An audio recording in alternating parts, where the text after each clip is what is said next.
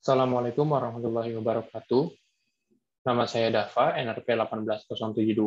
Kali ini saya akan mempresentasikan materi yang telah saya resum dengan judul Basic Radiation Detection dan Statistics of Radiation Measurement dalam mata kuliah Fisika Kedokteran Nuklir. Pada presentasi kali ini, saya membagi dalam 4 outline. Pertama-tama mengenai Introduction to Radiation Detection, kemudian ada Attribute of Nuclear Materials, pada bagian ketiga mengenai counting statistik, dan pada bagian keempat mengenai error propagation. Di bagian akhir juga saya akan memberikan 5 contoh dari bagian counting statistiknya. Masuk ke bagian pertama mengenai Introduction to Radiation Detection. Sebenarnya apa sih fungsi dari detektor itu? Setidaknya terdapat 3 aspek dari fungsi detektor itu. Pertama-tama, detektor perlu mendeteksi adanya radiasi atau material radioaktif. Salah satu contohnya adalah survei meter. Kemudian aspek kedua mengenai identifikasi. Detektor dapat mengidentifikasi isotop yang mengeluarkan radiasi. Contohnya adalah Enheldt Isotope Identifier. Dan aspek terakhir itu ada kuantifikasi. Tidak hanya mendeteksi atau mengidentifikasi, detektor juga dapat menghitung banyaknya radiasi yang terpancarkan atau mengcounting banyak radiasi yang dia tangkap. Contohnya adalah nuclear material abundance. Masuk ke bagian kedua mengenai attribute of nuclear material. Komponen-komponen material nuklir secara umum memancarkan radiasi sinar gamma dalam bentuk energi yang kecil, yaitu dalam ordo kiloelectronvolt. Atau bahkan lebih rendah. Material nuklir juga memancarkan sinar X yang diinduksi dari peluruhan sinar gamma.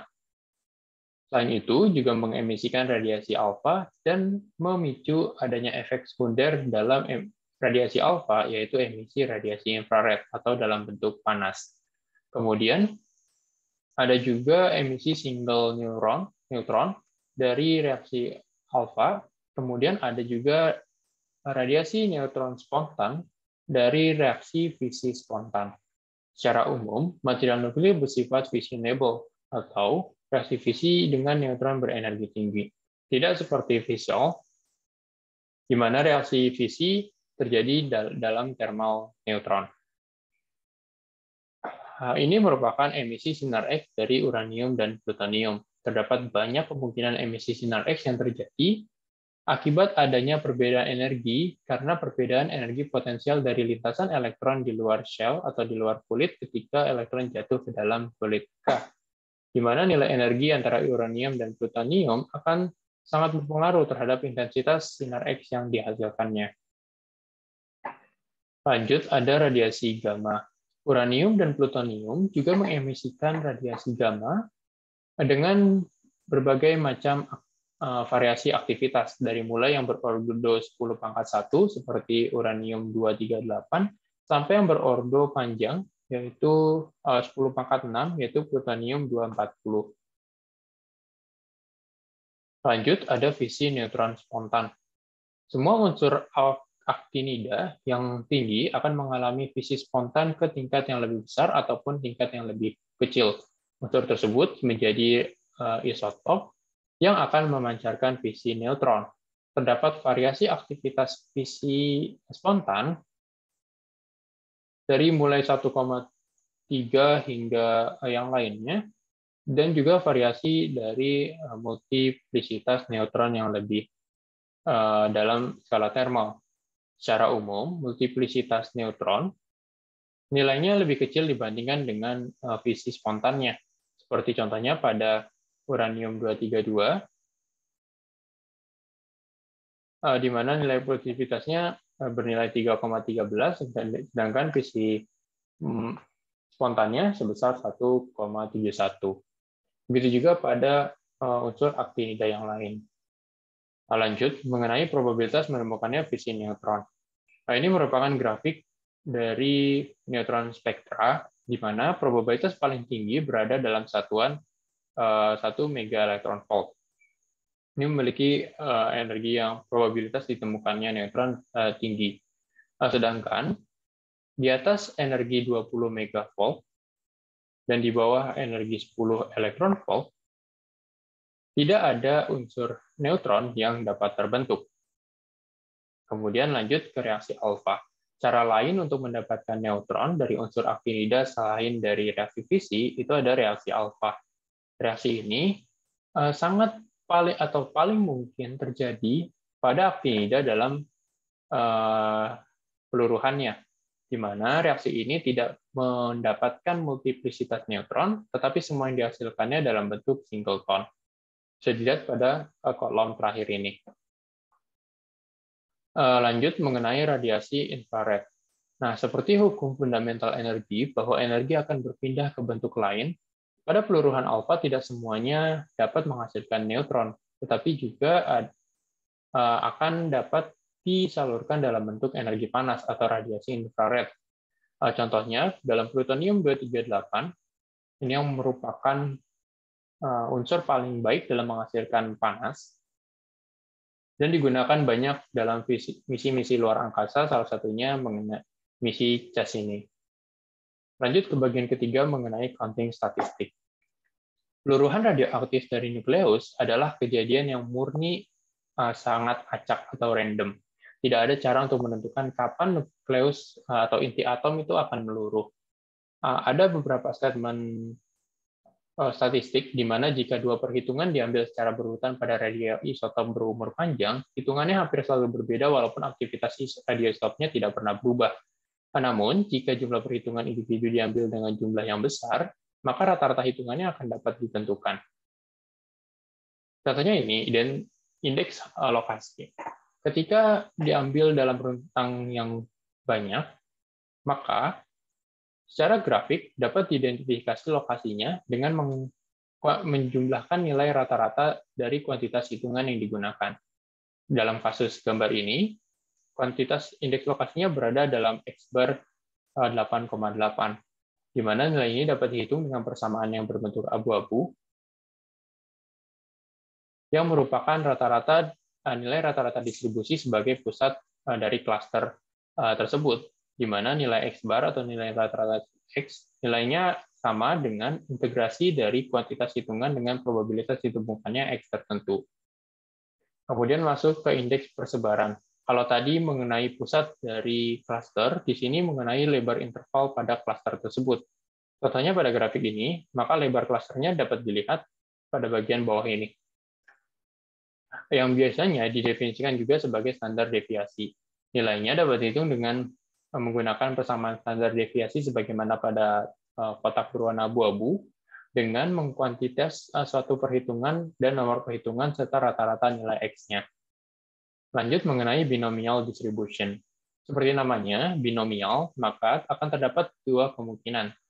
Misalkan kemungkinan A dan kemungkinan B, di mana nilai P didefinisikan sebagai probabilitas terlihatnya nilai A, kemudian 1 min P didefinisikan sebagai probabilitas terlihatnya nilai P.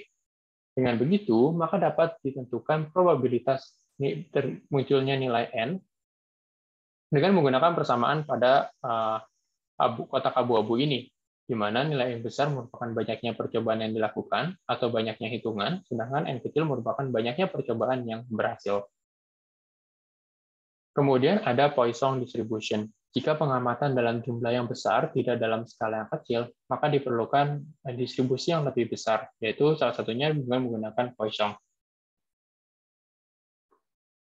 Di sini, nilai Poisson dapat terjadi ketika pengamatan dalam jumlah besar namun probabilitas muncul berhasilnya itu sangat kecil. Sehingga perlu dimasukkan nilai rata-rata dalam distribusi Poisson yang nilainya adalah nilai N bar. Sehingga probabilitas munculnya hasil PN nilainya akan sama dengan PN pangkat N kecil dibagi dengan notasi N, kemudian dieksponensialkan antara probabilitas munculnya unsur yang meluruh dikali dengan banyaknya perhitungan. Lanjut ke Gaussian distribution.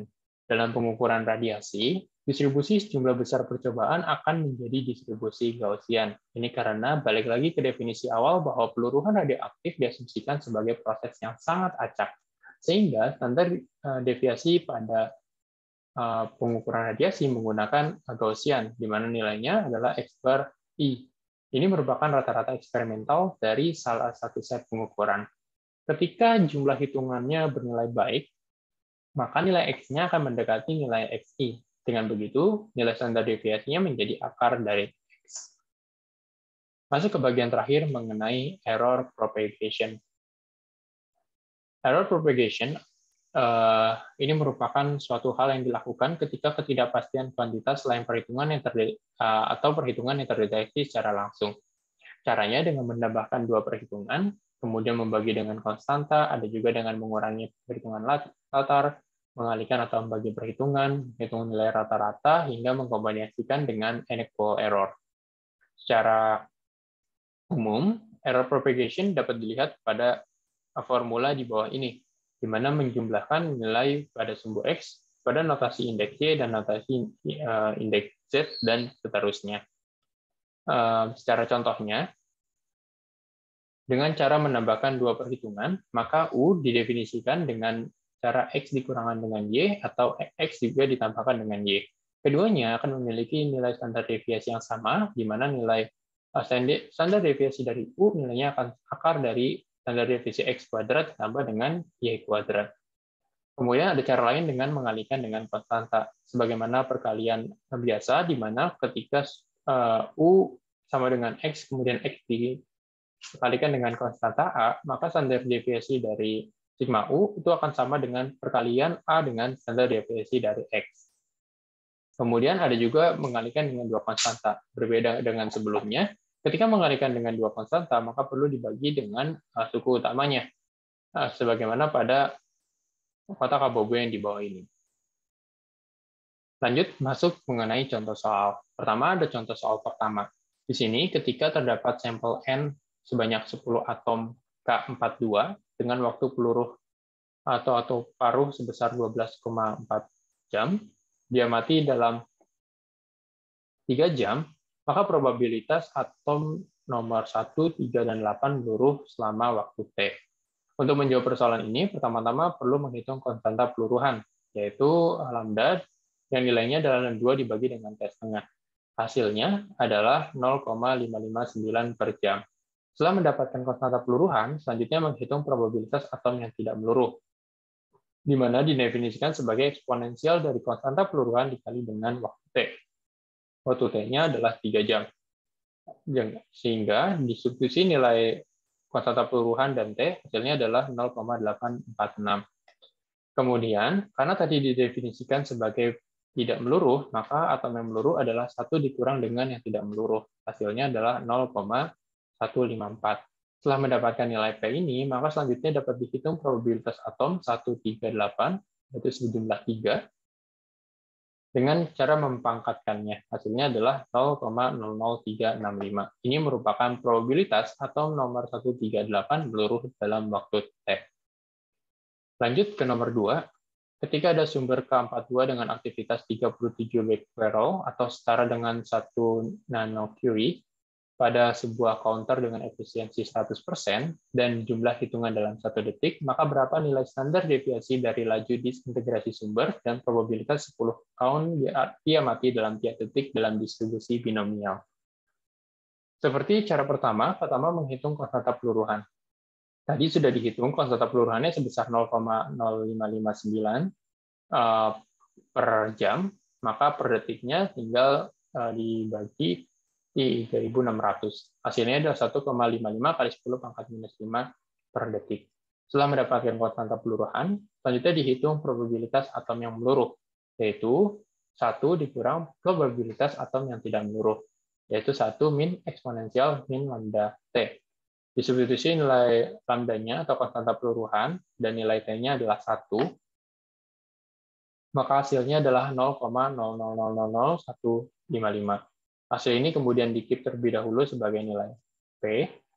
Selanjutnya, mencari nilai N atau jumlah atomnya dengan cara aktivitas disintegrasinya yang 37 becquerel ini dibagi dengan konstanta peluruhan. Hasilnya adalah 2,39 kali 10 pangkat 6. Setelah mendapatkan nilai N dan kemudian nilai P, serta juga ada nilai Q, maka dihitung standar deviasi dari laju disintegrasinya dengan cara akar NPQ dibagi dengan T. Hasilnya adalah 6,09 per second. Kemudian, untuk perhitungan probabilitas menemukannya N40 dalam 1 detik digunakan rumus binomial propagation, yaitu P40 sama dengan N besar pangkat N dibagi N faktorial, kemudian P dikali N, Q N besar min N. Disubstitusi nilai N besar, yaitu banyaknya atom, dibagi dengan N kecil, di mana probabilitas berhasilnya, dibagi dengan N faktorial, dikali dengan P probabilitas atom meluruh, di pangkat N kecil, dikali dengan Q probabilitas atom yang tidak meluruh, dipangkatkan dengan N besar min N. Kemudian ini dipecah, hasilnya akan sebagaimana pada persamaan kedua ini. Terus di sini, karena nilai N-nya adalah 40, sedangkan N besarnya adalah 2 kali 9 kali 10 pangkat 6, yaitu sangat kecil dibandingkan dengan nilai N besarnya, maka dapat dievaluasi dengan bantuan logaritmik. Semua suku dikali dengan log, kemudian log yang perkalian menjadi penjumlahan, kemudian yang pembagian akan menjadi pengurangan, maka hasilnya didapati P40 adalah 10 pangkat minus 251 atau setara dengan 0,00561. Dari sini dapat diketahui bahwa probabilitas munculnya P40 adalah 0,00561. Masuk ke soal ketiga. Soal ketiga kasusnya sama dengan soal kedua, namun dihitung menggunakan distribusi Poisson. Perhitungan pada distribusi ini menjadi lebih sederhana, di mana nilai standar deviasinya dari laju diintegrasi didefinisikan sebagai sigma sama dengan akar dari mu. Mu ini adalah aktivitasnya, yaitu 30 Joule per barrel, hasilnya adalah 6,08 per second. Kemudian probabilitas ditemukannya N40 dalam 1 second didefinisikan sebagai Pn sama dengan mu pangkat N dikurang eksponensial min. Mu dibagi dengan N. Disubstitusi nilai mu yaitu aktivitasnya, kemudian dipangkatkan dengan N, di mana probabilitas berhasil kemudian dibagi dengan N faktorial. Hasilnya adalah 0,00559. Kedua hasil ini tidak jauh berbeda dengan bagian distribusi binomial. Lanjut, mengenai distribusi Gaussian atau distribusi normal. Soalnya adalah nilai rata-rata pengamatan dari jumlah perhitungan dalam 1 menit adalah 813 dengan nilai standar deviasi sebesar 28,5 hitungan atau 28,5 count. Berapa kemudian probabilitas pengamat 800 atau kurang dalam waktu 1 menit. Pertama-tama kita perlu mencari probabilitas nilai Z, yaitu nilai X 800 ini yang dicari dikurang dengan mu, jumlah hitungannya 13 dibagi dengan standar deviasinya, yaitu 8,5. Hasilnya adalah minus 4,56. Maka probabilitas pengamatan 800 atau kurang, maka di bawah 800, di mana P didefinisikan sebagai X lebih kurang sama dengan 800, atau Z lebih kurang dari 0,456, dengan menggunakan tabel pendekatan yang ditulis oleh Turner pada tahun 2007 dalam buku Atom Radiation and Radiation Protection, maka didapati ketika Z nilainya adalah minus 0,4, hasilnya adalah 0,534. Itu untuk probabilitas pengamatan 800 kurang dalam waktu 1 menit dengan distribusi Gaussian. Terakhir, mengenai error propagation. Ketika sampel radioaktif dengan waktu paruh panjang ditempatkan pada counter selama 10 menit dan didapati 1426 counting atau hitungan. Selanjutnya, ketika sampel itu dihilangkan, counter tersebut menghitung terdapat 2561 hitungan latar selama 60 menit. Maka yang ditanya berapa net count rate-nya dari sampel dan standar deviasinya. Untuk menghitung soal ini, pertama-tama kita perlu menghitung laju radiasi radioaktifnya dengan cara membagi jumlah hitungan dibagi dengan waktunya. Hasilnya adalah 142,6 counter per menit. Kemudian radiasi latarnya sama, jumlah hitungan dibagi dengan waktunya, hasilnya 28,5 counter per menit. Maka net counter rate-nya adalah pengurangan antara radiasi radioaktif dikurang dengan radiasi latarnya, sehingga didapati net count rate-nya sebesar 114 count per menit. Terakhir, untuk standar deviasinya digunakan standar deviasi untuk yang perkalian pada dua konstanta, yaitu standar deviasi dari NR atau net count rate sama dengan jumlah hitungan dibagi dengan menit dikuadratkan, kemudian jumlah hitungan dibagi dengan menit dikuadratkan. Hasilnya adalah 3,82 per menit atau setara dengan 3,82 counter per menit. Itu saja yang bisa saya jelaskan mengenai basic radiation detector dalam mata kuliah fisika kedokteran nuklir. Lebih kurangnya saya mohon maaf. Assalamualaikum warahmatullahi wabarakatuh.